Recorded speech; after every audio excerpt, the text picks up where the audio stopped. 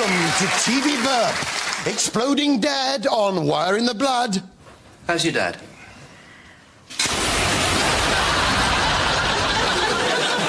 Wishful thinking orange balloons on Jamie's Ministry of Food. I've been going for pizza And seasonal flatulence from Lucas on EastEnders. Libby, that's not the reason why he's done this. Then why?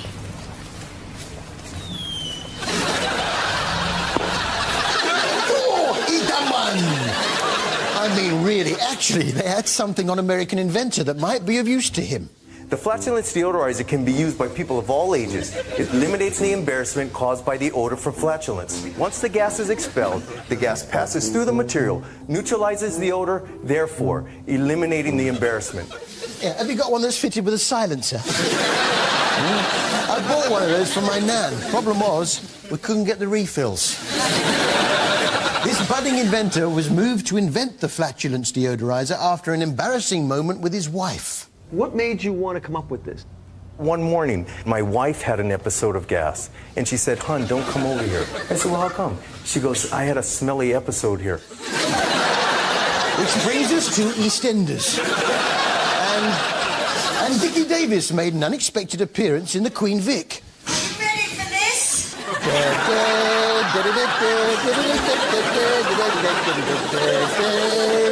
Of course not. Everyone was all dressed up for a special day.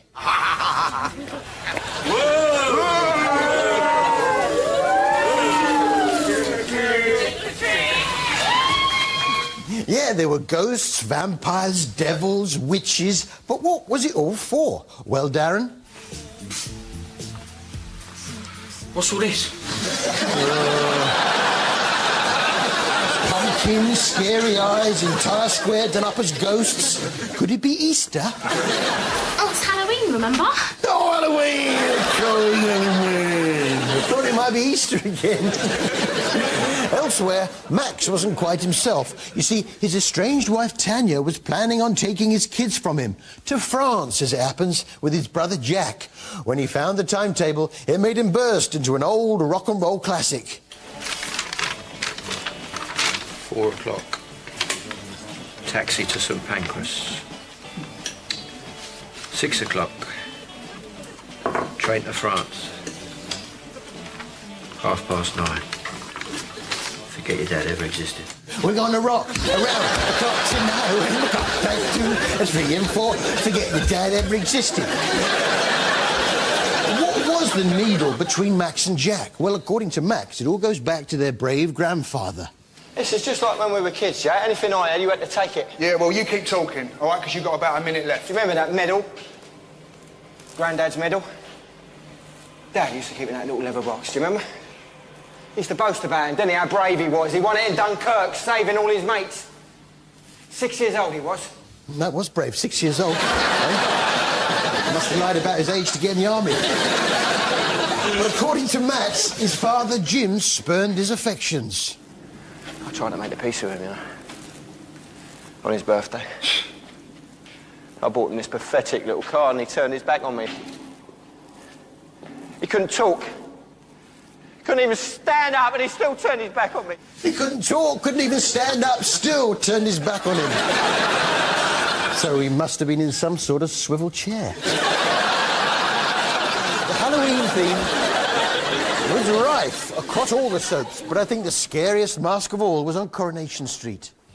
Put it back on! Don't do that. Oh, I'm kidding, of course. This was the much-loved Blanche, who was making a little money on the side by coming up with titles for BBC Three shows. Do you know where there's a clean toilet? It's BBC Three. She says, how about, do you know where there's a clean toilet? No? What else you got, Blanche? My cat appears to be under the weather. My cat appears to be under the weather. No? Any more? How do I know this isn't horse meat? They like it! They'll put it on before Gavin and Stacey, and after Gavin and Stacey. It was the week of Liam's funeral, and seeing that coffin, he was much taller and thinner than I remember. He's ever so tall and thin, isn't he? Saying that, seeing the coffin in the church, he was much boxier than I remember. In life? Isn't he boxy in real life? Here, what with the credit crunch, I've decided to stay in this country for my holiday this year. Yeah, I've booked a lovely little B&B overlooking Portsmouth Harbour.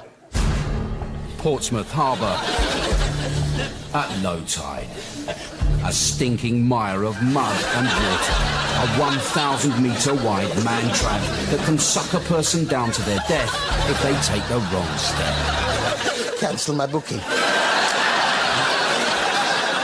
Now, with Parky retired, Brucey in his 80s, who will replace the stars of today? Well, luckily, we've got top new entertainers like Russell Brand and Jonathan Ross.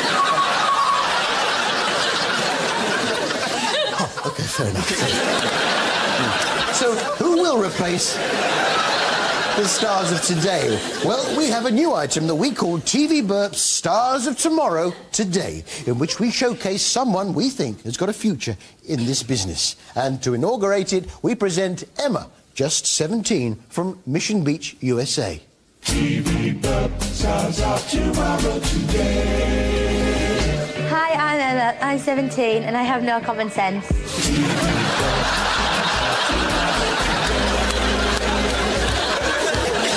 It's always nice to see actors doing all their own stunts, whatever the danger may be to their person. But all the more impressive when they have been knighted by our Queen. I talk, of course, of Sir David Jason, who came within an inch of his life in A Touch of Frost this week.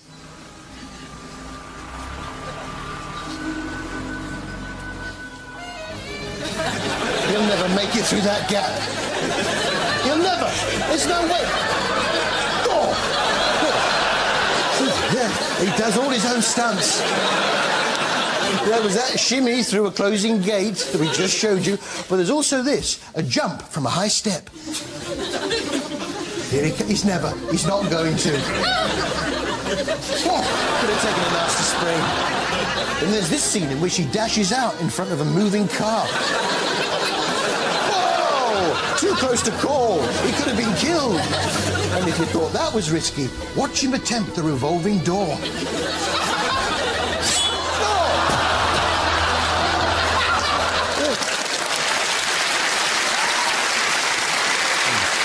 That's how that was supposed to happen. Yeah. What's that cookery show where the members of the public have to cook with a celebrity chef? They can't cook, It's about people that can't cook and that don't think they can cook. Can't cook, don't think they can cook, that's right, yeah. It's Jamie's Ministry of Food, and Jamie's still struggling to get his pass-it-on cookery experiment off the ground. I know what you're thinking. What exactly are Jamie's qualifications for telling us how to live our lives? Do you know what? I've never read a book in my life. I've never read a book in my life. What? Not even his own books? Hey, if you're thinking of starting, here's a good one to kick off with. In your shops now. No, he's dyslexic. Yes, you know dyslexia. It's that problem where you try and read and, well, I'll let Jamie explain. Because I'm dyslexic and I'll get, after 13 pages, I'm asleep. Yeah.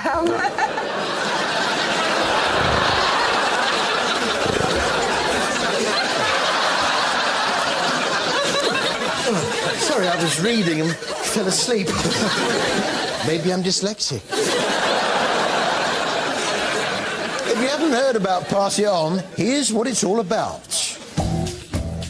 If each class member teaches the recipe to 2 friends, and each friend in turn teaches it to 2 more, in theory, the whole of Rotherham could be cooking fresh food in 6 months. Yeah, I'm starting my own campaign. It's called Switch It Off. If I teach 2 friends to switch off Jamie, and each friend in turn teaches it to 2 more, in theory, the whole of the United Kingdom could have switched off Jamie in 6 months. Switch it off. But before we leave the man from the ministry, I did enjoy the very sexy dish that council boss Kim served up. Swap you. Make it look as sexy as possible. Whoa. Food can be sexy, can't it? As Gok Wan pointed out in Miss Naked Beauty. Lucinda Richardson is 22, 10 stone 3 pounds and 5'10". She studies anatomy but hates looking in the mirror. She says, "I'm a closet geek and a party girl rolled into one."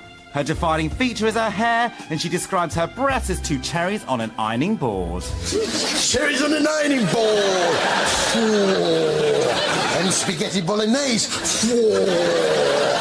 Both sexy images, but which is better? There's only one way to find out.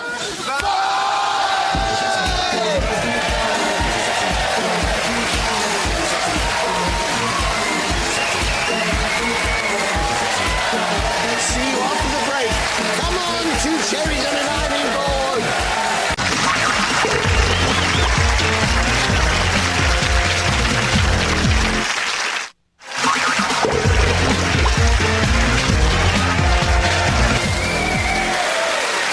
Welcome back to TV Burp. Viagra shortage on Hole in the Wall. Bring on the wall!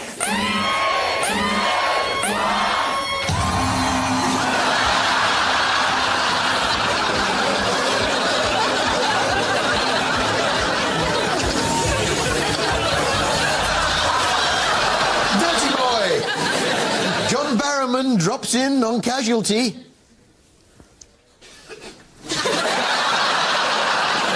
And near miss high five on Strictly Come Dancing. Oh, Lisa! Yeah. Yay! Yeah.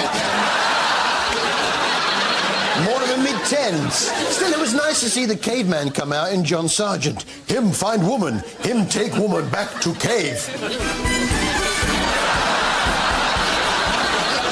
I was surprised to see a deer do an impression of a creaking door on the new Autumn Watch.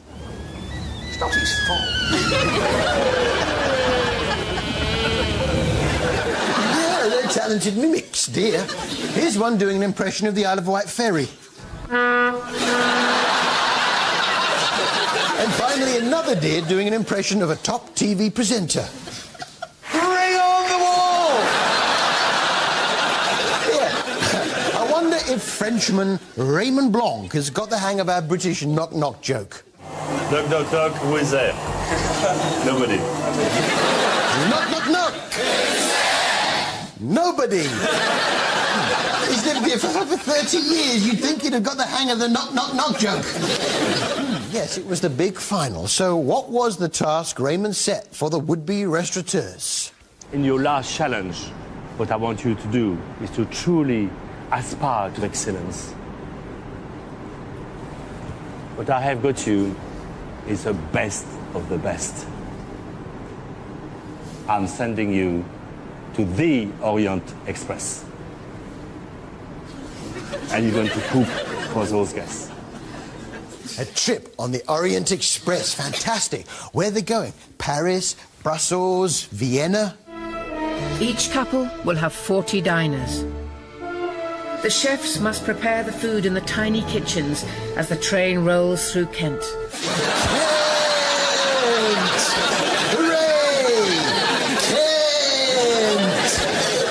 I wonder if they'll have time to stop off at the Glades shopping centre in Bromley. The object was to cook a 5-course meal for 40 guests, and the watchword was glamour. So, what did Michelle and Russell have as their first course? Russell's galley is running smoothly. His pre-starter is a broad bean and pea velouté, served in a cup. Cup of soup. When in Kent, I suppose. You might be interested to learn the sign language for soup. I can do lots of things at once, really. I'm going to get the soup on first. Soup. That's soup. This is bread roll. And this is... Bring on the wall! Soup. Bread. Bring on the wall!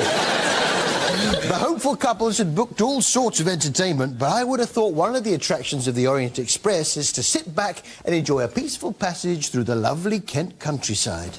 Come on along and listen to the lullaby of Broadway, the hip hooray and belly hoo, the lullaby of Broadway. Oi! Put a sucking it. We're nearly at Bromley. With James still cooking, Alistair fills in with entertainment. Whatever you do, don't move your hands.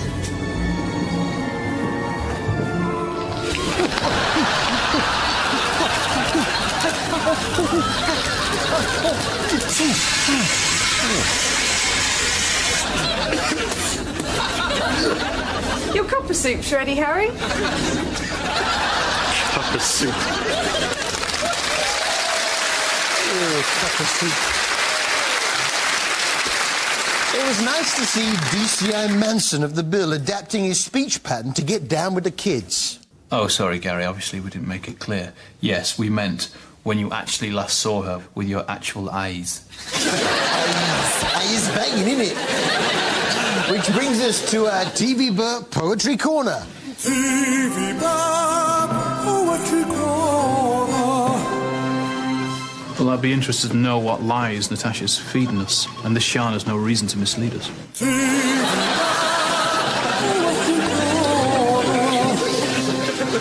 Now, what do you do if you're driving along and something goes wrong with one of your car doors? You take out the spare door, don't you? This was Natural Born Sellers, ITV1's answer to The Apprentice, if the question was, can you make a show that's not as good as The Apprentice? A group of salespeople competing for the chance not to work for Sir Alan Sugar. And every week, one of them is fired. This week, they were in Yorkshire. Not exactly Kent, is it? And their task this week was to sell a new kind of cleaning system. And it's all based upon a specially formulated cleaning mitt. Very small amount of cold water. So, Danny, you knew it was coming. Okay, some butter on the surface. So, perfect. Don't need to use too much. Oh, it's weird, isn't it? It's really nice. Can we go a bit deeper than weird? That's a really nice feeling. It's like a soft feeling, isn't it? It's like... Can you feel it picking up, though? Yeah. You can feel It's a it. new man. It certainly works when trying to deal with that common problem of removing butter from a bin lid. Oh yeah, my bin lid is constantly getting smeared with butter. What happens is, I go to throw the butter away, but forget to apply pressure to the pedal. The lid remains shut, and the butter ends up smeared all over the lid. In the past, I would get the big bits off with my Tesco reward card and then use some Sif and a J-cloth. But now, with this new mitt-based system, oh yeah, it comes off lovely. The only problem then is you got the butter on the mitt. So you leave the mitt out for the cat to lick off. Yes. It's a good mitt-based system, that.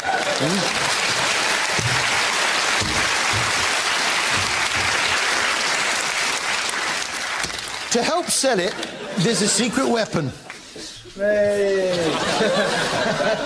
This is Mr. G. Love. Mr. G. Love. The G presumably stands for Jeff. Jeff Love and his orchestra. Yes.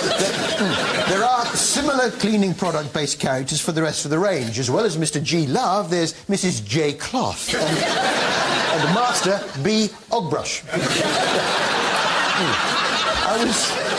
I was a bit annoyed that salesperson Gavin kept getting Mr. G. Love's name wrong. Hello, I'm Mr. Glove. No, it's not Mr. Glove, it's Mr. G. Love. Hello, I'm Mr. Glove. How are you? Not Mr. Glove, Mr. G. Love. Ding, ding, ding, ding, ding. Hello. Hello, I'm Mr. Glove.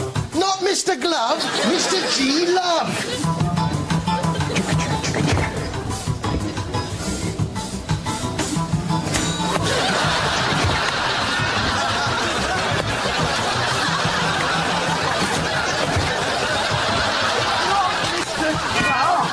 It's Mr. G. Love, you moron!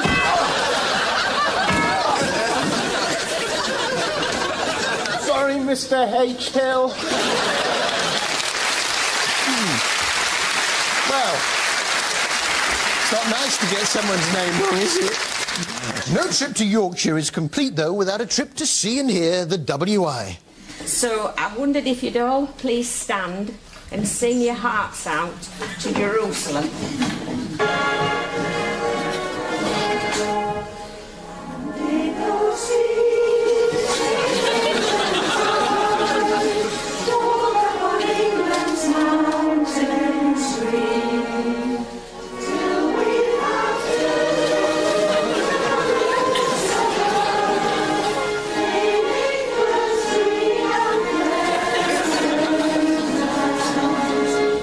Lovely.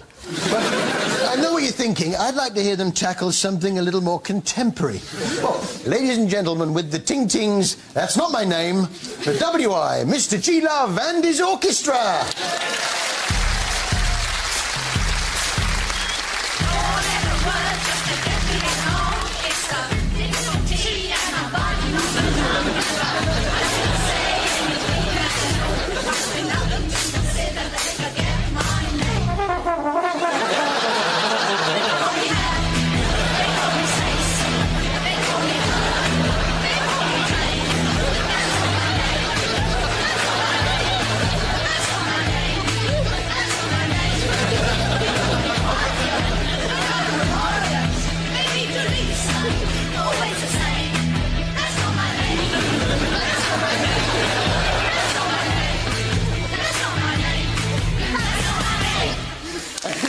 Entertainment? I don't know what is. That's all from us.